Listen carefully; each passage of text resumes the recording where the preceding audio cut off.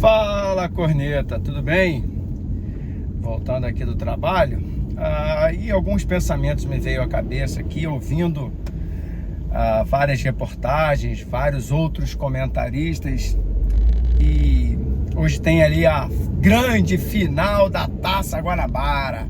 Parece que está valendo o título mundial, né? Aquele mundial que a gente não conseguiu chegar às finais, e agora é o grande mundial, mais importante até do que o próprio mundial de clubes lá no Marrocos. Vencer ou não vencer o Fluminense, o que está em jogo? Derruba treinador, não derruba, cai o mundo, não cai o mundo? Então, a primeira pergunta que eu queria fazer é: o que vale esse jogo? É um clássico, óbvio, contra o Fluminense, algo que, ou melhor, um time que tem sido aí um calo, né, pra gente. O Flamengo, com todas as vitórias que ele tem tido, o adversário que tem se colocado ali mais difícil de ser batido, principalmente ali no Rio de Janeiro, é o Fluminense. Então há uma rivalidade crescente em relação a esses últimos momentos com o Fluminense. A gente perdeu o Campeonato Carioca, onde nós seríamos tetracampeões, para o Fluminense. E a perda do Campeonato Carioca começou ali a derrubar o Paulo Souza. Então é óbvio que, além do jogo ser um clássico, é óbvio que tem um contexto por trás. Agora deixa eu fazer mais uma pergunta. Ganhar ou não ganhar a Taça Guanabara, o que muda?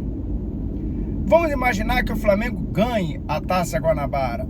Em pensando em Campeonato Carioca, pouca coisa muda, né? Vai ser ele primeiro colocado, vai enfrentar Vasco ou Botafogo. Se perder a Taça Guanabara para o Fluminense, também pouca coisa muda, vai enfrentar Vasco ou Botafogo da mesma forma. Então o Campeonato Carioca em si, ele não decide com a Taça Guanabara, diferente de como era lá atrás, no passado, onde, ao ser campeão da Taça Guanabara, você automaticamente já estava na final do Campeonato Carioca. Dessa vez não, com esses novos regulamentos, não. Ganhar ou não ganhar a Taça Guanabara não muda nada, você tem que ficar entre os quatro, o que não é o problema. Pré-temporada, o Flamengo está em pré-temporada, e aí de cara em pré-temporada, onde todas as equipes estão ali se preparando, né, para um calendário que virá mais à frente, que é um calendário mais difícil, competições mais importantes contra adversários mais difíceis, né? Campeonato Brasileiro é uma competição nacional, as fases finais da Copa do Brasil, uma competição nacional também com clubes de, né, grande poderio, Libertadores da América, uma competição sul-americana. Então é óbvio que, independente do campeonato, né, mundial que a gente jogou, da Recopa e Supercopa, o calendário do Campeonato Carioca, o Campeonato Carioca é sim a competição de menor importância. Não era assim, mas se transformou nisso. Isso é uma realidade. Então vencer ou não vencer o Fluminense hoje muda muito pouca coisa. Eu fiz vários vídeos aqui conversando sobre de quem é a culpa do atual momento do Flamengo. E em vários deles, não é que eu eximi a culpa do treinador, só que eu não colocava no treinador a exclusividade da culpa. Mas algumas pessoas têm dificuldade em entender o português. Elas querem, na grande maioria, elas querem que você eleja um culpado. Não, é fulano. Isso é de uma incapacidade de compreender o futebol muito grande, muito grande. É uma incapacidade de compreender os contextos. E o que é um contexto? São os eventos inerentes àquele momento que você está vivendo. E qual é o momento que o Flamengo está vivendo? Vou relembrar aqui. Vamos lá. Início de temporada, jogadores vindo de umas férias maior do que a grande maioria. Alguns podem até falar, mas o time tal também deu férias mais longas por causa da Copa do Mundo. É verdade. Mas qual time teve que disputar logo no início da temporada, logo após o retorno das férias, uma Supercopa? Qual time teve que viajar para Marrocos e disputar o Mundial? Qual time teve que jogar ali uma Recopa? Nenhum, só o Flamengo. Ou seja, para a grande maioria dos times, um período maior de férias mudou pouquíssima coisa no calendário. Pelo contrário, foi até positivo. O jogador, né, se poupou mais, descansou mais para poder se preparar para a temporada de 2023. Já para o Flamengo, não. 15 dias após os jogadores terem se reapresentado, já estava disputando um título com o maior rival nacional. Logo depois já estava viajando para Marrocos para disputar o título mais importante da temporada. E aí, perde-se os dois, já vem para o Maracanã lotado e vai disputar o título internacional novamente. Esse contexto, ele não se repete a todo momento. Esse contexto é ímpar. É ímpar. Enquanto todo mundo está se preparando, o Flamengo está se preparando competindo. O Flamengo está se preparando disputando título. Não é você jogar um jogo ali contra o Volta Redonda, Madureira, Boa Vista, Resende, aonde você pode fazer alteração, você pode mexer no seu esquema tático. Não, é a vera, é jogo à vera. E aí, por causa desse calendário, o Flamengo vem ali com uma sequência de vários clássicos. Fala aí pra mim, em que momento da história o Flamengo disputou tantos clássicos seguidos? Vou falar pra você, vamos lá.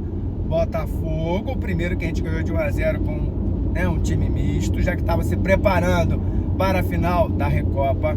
Depois veio o Vasco, aí hoje vem o Fluminense. Aí vai para as fases finais, né, do Campeonato Carioca, ou seja, você vai enfrentar ou o Vasco ou o Botafogo novamente em 2 jogos e depois você vai fazer a final. Ou seja, o Flamengo vai jogar ali em sequência, pelo menos 5 clássicos. 5 clássicos. Quando na história isso aconteceu? Fala pra mim. Agora, você não quer pensar nisso.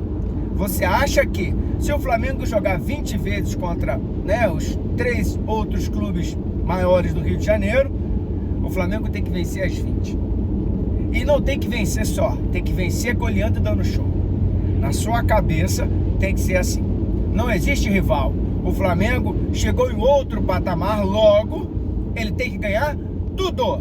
Ele tem que ganhar todos os jogos, sempre. Não pode perder para um, não pode perder para o outro, não pode, é proibido. Isso é loucura. Isso simplesmente é loucura. Sabe por quê?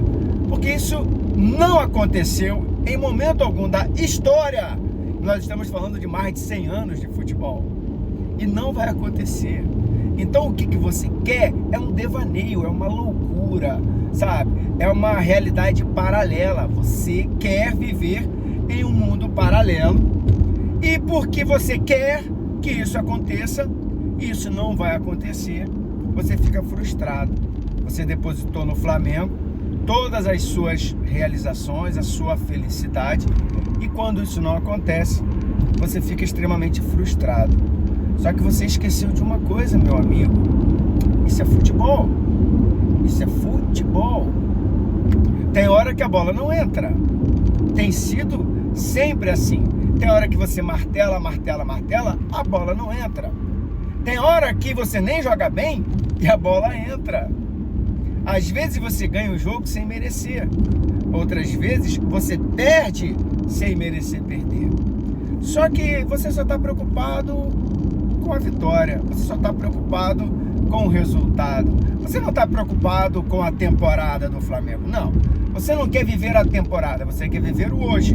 Você quer viver o dia de agora. O jogo de hoje. O jogo da semana que vem. Você não está nem pensando. A temporada, você não está nem pensando. Você não está preocupado se o Flamengo vai vencer ou não a Libertadores, o Campeonato Brasileiro, Copa do Brasil, se vai se classificar novamente para disputar o Mundial. Você não está preocupado, você está preocupado com o agora.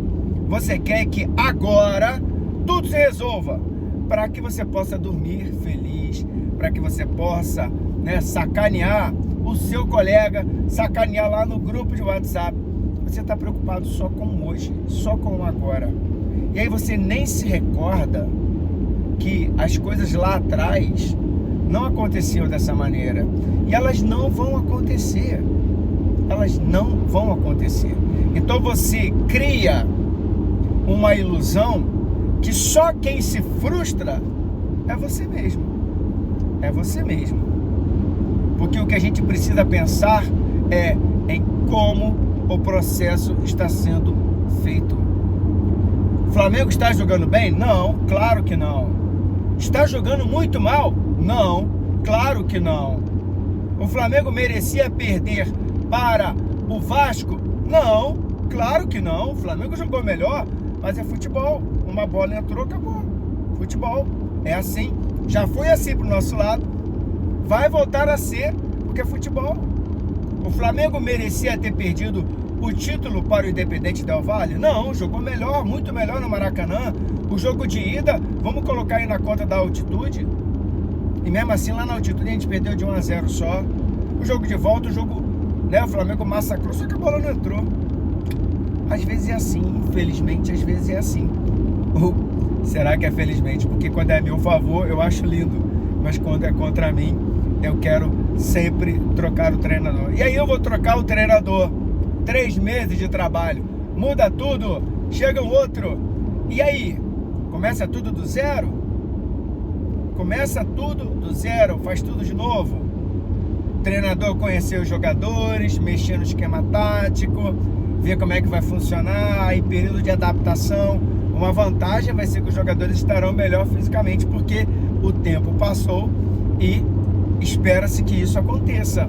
E aí você vai poder dizer que a vitória ou a melhora, se ela acontecer, é por causa do treinador, ou os jogadores que tomaram vergonha na cara, ou porque eles estão melhores fisicamente, e assim vai indo, vivendo dia após dia, vitória após vitória, derrota após derrota. Venceu, tá tudo maravilhoso.